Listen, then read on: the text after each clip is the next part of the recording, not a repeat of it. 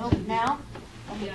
For some of you who don't know it, Old Gold has their Valentine's dance tonight, and so many older lesbians are not here. And so what happened is that is a letter that is exactly what I have here, so it doesn't have to be written down. We will make copies for anybody who wants it. We've written a letter, and it says, I've written a letter. It says, "Dear sisters, I do not presume to speak for all older, over 35 lesbians, but I am writing this letter at the request of a large group. We would like to take this opportunity to restate our support and affirmations of the efforts of the collective to sincerely examine the methods and madness of this wonderful Minneapolis institution. The Coffeehouse and Collective has given this city a gift of sober space, woman's space, celebration space, forum space, caring space, and sharing space for over 10 years, and that feat alone is worthy of the respect and applause by every woman ever touched, either directly or indirectly, by this loving effort. The old Dykes personally thank you for your sensitivity, your support, and continued willingness to be there with us. We have no advice within this letter of what you should do now or do differently. We would like to tell you what we have done that has worked for us, and perhaps that perspective can be used elsewhere in your examinations.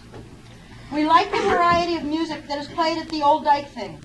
We like the range from country, which is the faithful Patsy Cline lesbians, all spelt in one word, to the Michael Jackson song, to the old favorites of rock and roll, and to my personal begging of just one more Michael Jackson song before we go. We also like the volume level that allows us to dance and talk if we wish. We can hear the music and each other, and since we meet only once a month, we have a lot of news to catch up on. We like the potluck meal and the getting to know you games that we play, and we limit them to only 2. Our favorite is Hug Tag, and they work because every time we gather together, we have gotten to know each other, sometimes for the first time, and sometimes better than before. In a world that works collectively for the separation of women, this ritual is vital to our evening together. Our food has become notorious for its taste, variety, and amazing quantities. We have munched on leftovers for an entire evening and still have some to take home. We like the lights left up a little. We like how we look, and we like to look at each other. We like to be actively involved in the responsibility and planning of our events. We work it so there is at least 1 or 2 new women on our committee. Our committee has a 2-month term, with the old women leaving halfway to allow for 2 new members to join.